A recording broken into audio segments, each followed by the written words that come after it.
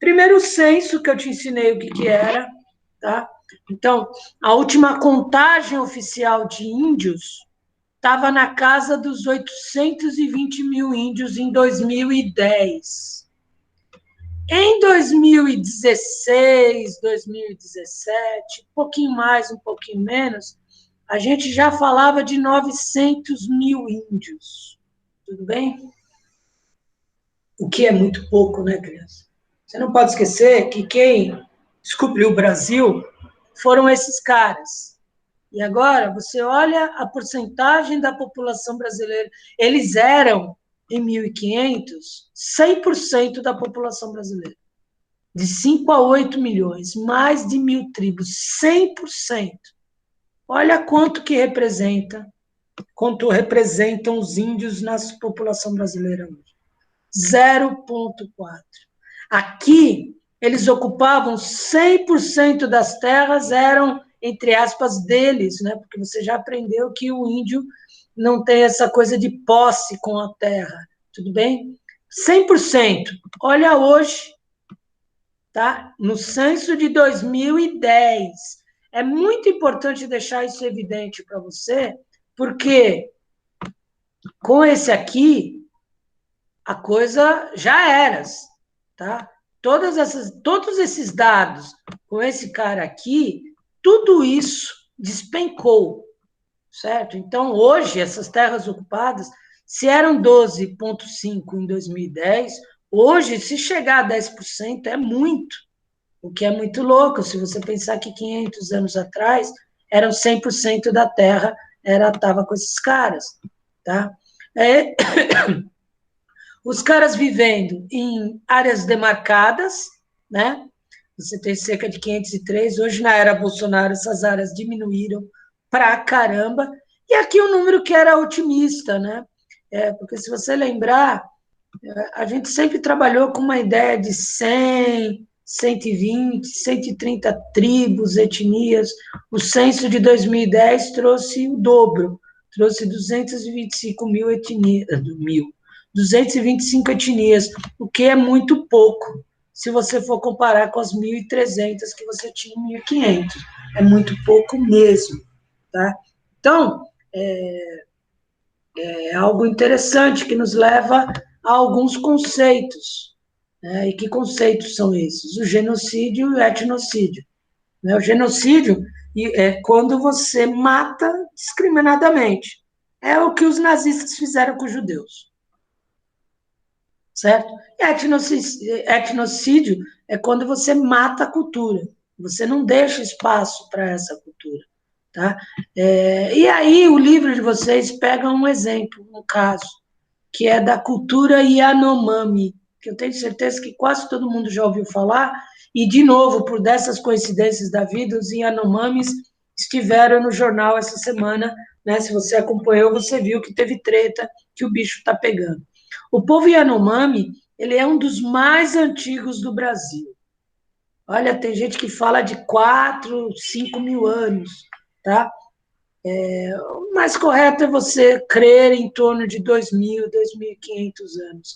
É tempo pra caramba. Se você pensar que o Brasil só tem 500 e poucos anos a partir da invasão portuguesa, você falar de um povo com mais de 1.000 anos, né, com uma cultura milenar, isso é sensacional. E mais ainda, né, eles prevalecerem até hoje. Tá? E vão tentando. Né? Bom, a Amazônia é a referência, não é o único lugar, óbvio, que você tem terra demarcada, mas é onde, por exemplo, você tem, hoje a prática qual que é? Você fica sabendo por outras tribos que há uma tribo indígena no meio da floresta amazônica. Aí o que você faz? Você não faz contato com essa tribo. Porque antes o que se fazia, né? Por meio da FUNAI e por meio dos irmãos Vilas Boas. Como o homem branco estava invadindo tudo nos anos 60 e nos anos 70, a FUNAI ela começou uma prática para criar o Parque Nacional do Xingu, de tentar salvar essas tribos que estavam tendo contato com o homem branco pela primeira vez. Então, você vai ter a FUNAI, tirando essas tribos desse lugar invadido, se não tiver condição, e levando para o Parque Nacional do Xingu, que fica no meio do Brasil, no Brasil Central, lá perto de Goiás, Mato Grosso, aqui naquele meio, que é um parque nacional gigantesco, em que várias tribos ficam no mesmo lugar. E não é o ideal, mas pelo menos elas se mantêm vivas. Agora, o tempo passou e o que se pensa hoje sobre a relação nossa, do homem branco, com os índios que ainda não foram ocidentalizados? É que eles não sejam, certo? Não vai mais depender de nós, pesquisadores, chegar no meio da floresta e conhecer essa tribo. Não vai. Primeiro, porque a gente pode levar a gripe, a gente pode levar doenças, a gente pode levar o coronavírus, não vai ter esse contato, tá? Não vai ter esse contato. Você só vai fazer contato com essas tribos desconhecidas, e você tem algumas ainda no Brasil, tá? Algumas mesmo, não são 50, tá? Se for 50 já é muito. Esse contato só vai acontecer se essa tribo chegar em você, entendeu? Se essa tribo, por meio de outras tribos que já se ocidentalizaram, né? O que é se ocidentalizar? Ocidentalizar, por exemplo, é botar shorts, é botar roupa, ter relógio. Eu não entendo porque que índio tem que ter relógio, mas é por causa do ornamento, né? Talvez da beleza, porque pelo tempo não faz sentido, né? Mas tudo bem. Começa a falar português, até vai para a religião católica. Isso significa ocidentalizar. Hoje a prática, quero dizer, antes do governo Bolsonaro, a prática é: não teremos mais contato com essas tribos, a não ser que elas venham ao nosso encontro, venham pedir ajuda e venham discutir alguma coisa. Tá? Hoje se percebe na antropologia, que é a disciplina que cuida disso, que é melhor que os índios que não tiveram contato com o homem branco continuem não tendo contato. Tá? Não era assim nos anos 60, não era assim nos anos 70, mas hoje se decidiu isso. Tá? Mas os Yanomamis, eles são o melhor exemplo. Primeiro, porque são os maiores, e por serem os maiores, por terem mais terras, por terem mais espaço, por terem mais voz, são os que estão enfrentando ao tempo inteiro os maiores problemas. Olha a lista que você tem de problemas enfrentados pelos Yanomamis na floresta. Eles enfrentam os garimpeiros, eles enfrentam fazendeiros, eles enfrentam os grileiros. Não sei se você sabe o que é grileiro. Grileiro é uma profissão muito legal, viu, Leonardo? Vou dar um exemplo. Eu acho que você sabe que esse apartamento não é meu, né? Esse apartamento é alugado, tá? Então, estou nesse apartamento, vivendo aqui bonitinho. E aí, eu mando um WhatsApp para a Ana Luísa falando: oh, Ana Luísa, estou vendendo meu apartamento por R$10, você quer? R$10 um apartamento? Aí a Ana Luísa vem ver o apartamento, não vai pensar duas vezes. Aí a Ana Luísa compra o apartamento.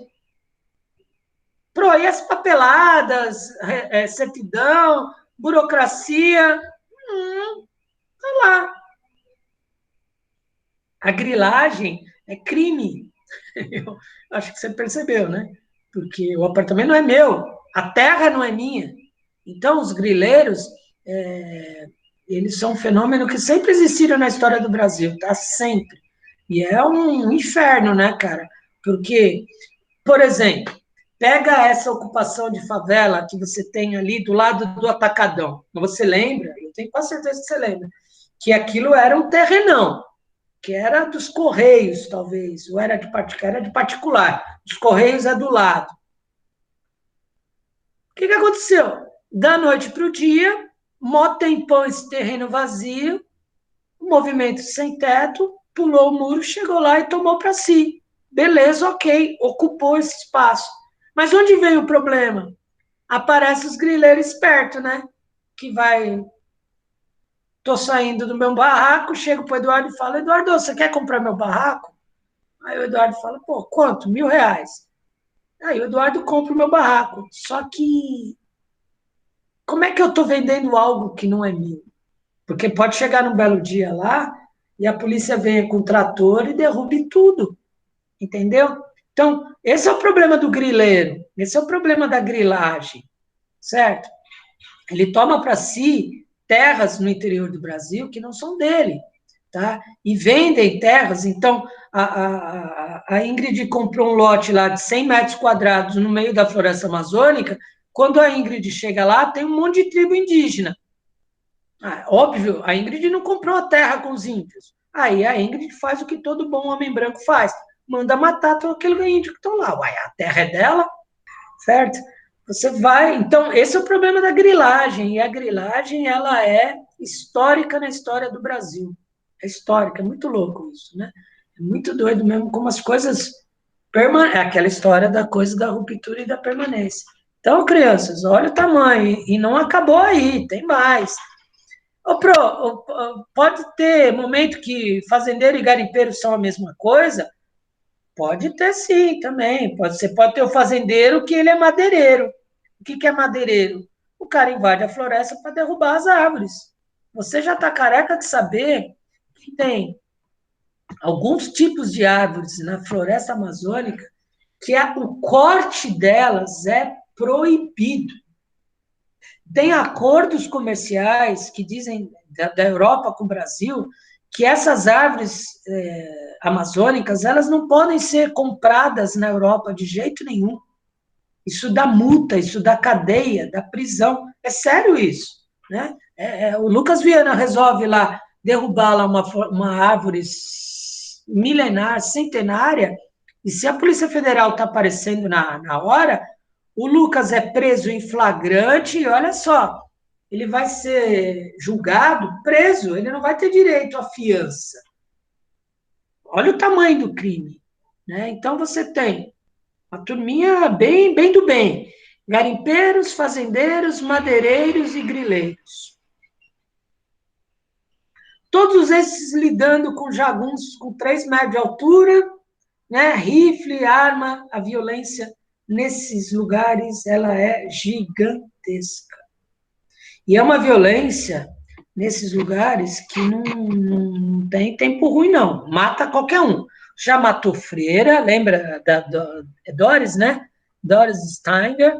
Já matou seringueiro, lá o Chico Mendes. Já mata índio todo dia. Já matou repórter da Rede Globo, certo? Não mata repórter só de jornalzinho meia boca, não. Matou repórter de jornal, de emissora grande, para você ver o tamanho da crise. Então, tem que ser, quando a gente fala dessa questão da terra no Brasil, ela tem que ser gerida, gerenciada por pessoas capazes, tá? E, obviamente, você sabe que não são. Tá? Esse é um assunto muito sério mesmo. Tá? Porque esse quartetinho do mal é um quartetinho que não tá pouco se lixando para a floresta, tá pouco se lixando para a cultura, tá interessado no dinheiro dele, no imediato. E aqui você tem uma questão que agora é menos, tá? Porque o Brasil praticamente já pegou todo esse potencial. Potencial de quê? De fazer usina hidrelétrica. Mas antes, você tinha usina hidrelétrica. Qual o processo de fazer a usina hidrelétrica? Você tem que ter uma parte em cima e uma parte embaixo, certo? Você tem que aterrar o rio, você tem que fazer represas, né? Então, você desconstrói todo um ambiente natural que você tem, né? São cidades que são transportadas inteiras de um canto, porque elas estavam embaixo, para ir para cima para fazer a turbina, né? A água tem que cair com força para fazer a turbina da usina funcionar. E fazer usina hidrelétrica, ela requer um espaço muito grande, certo? Então, várias tribos nesse... O Brasil faz usina hidrelétrica desde quando, para valer? Desde os anos 30, com Getúlio Vargas, 40, 50, com certeza. Várias tribos foram para o saco por causa dessa brincadeira de barragens, tá, de hidrelétricas, né? A barragem é tipo um represamento da água mesmo, do espaço, do lugar, e toda a mudança que você tem no ambiente, tá? A briga é feia. Eu estou mostrando os Yanomamis, mas não são só eles, é evidente, né? a briga dos Yanomami, eu não consigo falar o nome, dos Yanomamis, ela é mais notória porque os caras vão para a TV e falam mesmo, tá? Não tem medo de se expor, e eles estão em guerra com o homem branco, né? Eles estão em guerra, isso é muito valoroso, tá?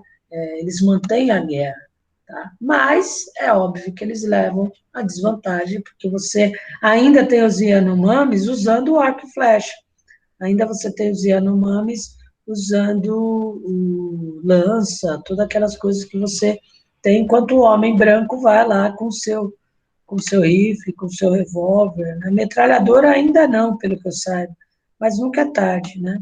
Agora, é aquele papo do aborto, da maconha, né? Da reforma agrária, a demarcação de terras também é um assunto no Brasil que nunca foi, né, debatido do jeito certo. Né? Primeiro que não tinha que demarcar, a terra é dos índios e ponto final. Ponto. Eles chegaram antes, não é essa a ideia? Certo? Então, se eles chegaram antes, a terra é deles, acabou. Se você quer um pedaço da terra dele, você vai ter que negociar com ele, mas sabendo que você está em situação de desvantagem porque você veio depois. Isso é uma lógica que eu acho que é meio lógica.